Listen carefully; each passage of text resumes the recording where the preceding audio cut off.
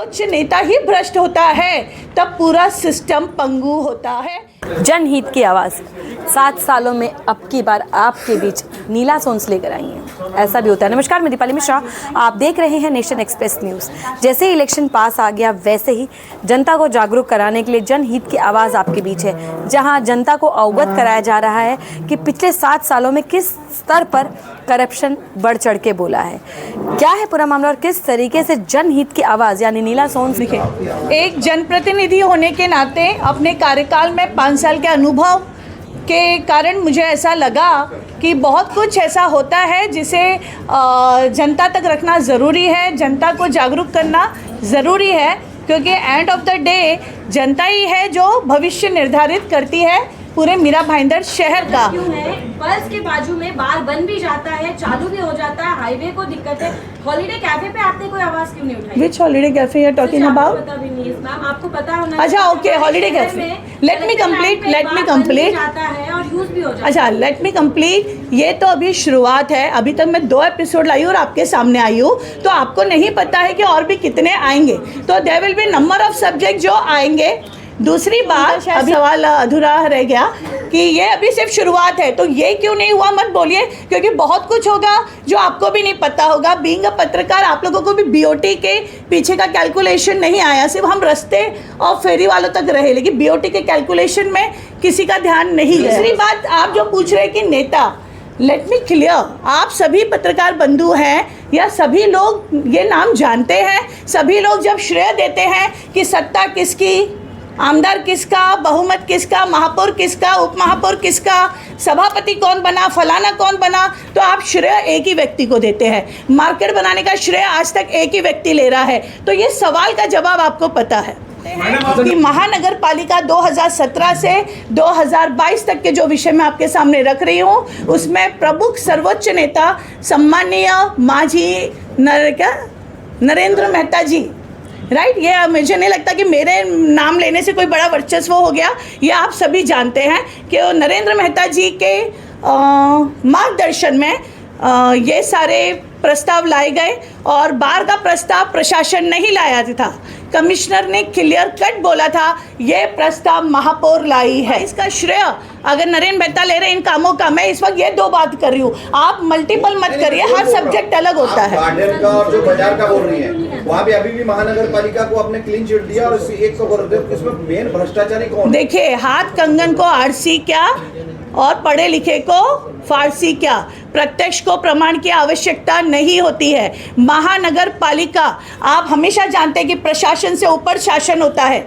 जब सर्वोच्च नेता भ्रष्ट हो तो पूरा सिस्टम पंगु होता है, यह आपको, मुझे लगता है ये आप मानते हैं, राइट। डिसीजन के कारण आज रोड पर से भी फेरी वाले नहीं उठ रहे हैं। सिटिंग एमएलए को आपने इस चीज से संज्ञान क्यों नहीं लिया? आपने इसको खत्म करने का क्यों प्रयास? दोनों ही विषय जितने भी जनप्रतिनिधि थे, ऐसा कोई भी नहीं है जो अनभिज्ञ हो, क्योंकि वो महानगर पालिका में उस दौरान नगर सेविका थी। तो यहाँ मैं किसी आमदार या किसी सिटिंग एमएलए या माजी एमएलए को नहीं टारगेट कर रही हूँ। आपने कहा इन 2 विषय में कौन था, तो ये प्रत्यक्ष दिख रहा है इन 2 विषयों में कौन था। एक बात कहते हुए कहा था कि आप अपने अधिकारों की लड़ाई लड़ रही हैं, तो मैं ये जानना चाहता हूँ कि वो लड़ाई कहाँ तक आई है? किस लड़ाई की बात कर रहे हैं आप? अपने अधिकारों की लड़ाई की बात कर रही थी, तब की बात, मतलब मेरी वो लड़ाई कानूनी रूप में चल रही है। नहीं, मैं वो लड़ाई में आपकी कहाँ तक आई, या फिर आपने समझौता कर लिया है, ये क्या? मेरी वो लड़ाई कानूनी रूप में चल रही है, आप कानून में जाके पता लगा सकते हैं, हर चीज़ ऑन पेपर है, वो लॉ एंड ऑर्डर है। लेकिन उसमें मुझे नहीं लगता कि कोई भी जनता या आप क्या बोलते हैं पत्रकार बंधु उसका प्रचार प्रसार करके मुझे न्याय दिला सकते हैं। वो लड़ाई न्यायपूर्ण लड़ाई है, वो मैं लड़ रही हूँ, तो उसका मुझे नहीं लगता यहाँ पर उसकी जानकारी का कोई भी पब्लिक से कनेक्टिविटी है। आपने खुद वीडियो जारी तो मेरी लड़ाई चालू है। मैंने वीडियो हेल्प नहीं, मैंने अवगत कराने के लिए किया था, मैंने अवगत करा दिया। तो विषय जानना चाहता हूँ कि क्या स्टेटस क्या किया, फिर समझौता कर लिया? मुझे देखिए, समझौता कुछ विषयों में नहीं होता है कभी भी, तो कुछ विषयों में न्याय के लिए आप लड़ते हो और वो लड़ाई चल रही है। उस लोक प्रतिनिधि ने या आपने इसके खिलाफ क्या किया? कोर्ट में गए, पुलिस कंप्लेंट की, ईडी के पास गए, भ्रष्टाचार के लिए गए या एंटी करप्शन में गए? कुछ तो किया होगा ना आपने, या सिर्फ आपको चुनावी माहौल खराब करने के लिए, इस तरीके का षड्यंत्र रचने के लिए कहा गया है? ठीक है, सबसे पहले कि विषय को भ्रमित करने के लिए आप अगर ये कह रहे कि किसी और के कहने पे इनिशिएटिव लिया हो, तो सबसे पहले आपको मैं बता दूं कि महासभा में भी मैं ही थी जिसने तीनों बार प्रस्ताव आया, तीनों बार खुलकर विरोध किया, राइट। तो मैं किसी और के कहने पे नहीं, ईश्वर ने जो क्षमता मुझे दी है, जितना ज्ञान मुझे दिया है, उस हिसाब से मैं अपनी तरफ से छोटे ही लेवल पे सही कोशिश कर रही हूँ। हाँ, आप जिस लोक प्रतिनिधि के समर्थक है, बोल रही हूँ, आपने क्या किया? मैं बोल रही हूँ, पहली बात तो मैं भारतीय जनता पार्टी की समर्थक हूँ, तो आप किसी एक व्यक्ति तक मुझे सीमित मत रखिए, ओके प्लीज़। दूसरी बात, मैंने जो किया वो आप लोगों के सामने है। महासभा में उस विषय पे तीनों बार मैंने पूरी तरीके से तथ्यों के साथ, ये जो मैंने यहाँ प्रेजेंटेशन दिया है, सेम प्रेजेंटेशन मैंने महासभा में दिया था।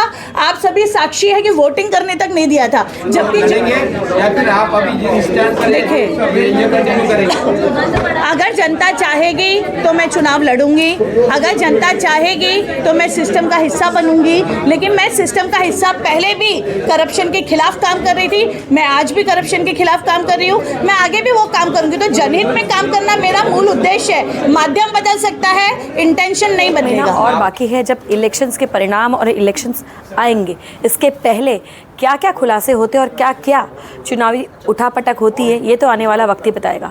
इसी तरीके की निष्पक्ष और विभाग खबरों के लिए बने रहे, जुड़े रहे और देखते रहें मेरा निधि पाली मिश्रा न्यूज़ के साथ नेशन एक्सप्रेस न्यूज़।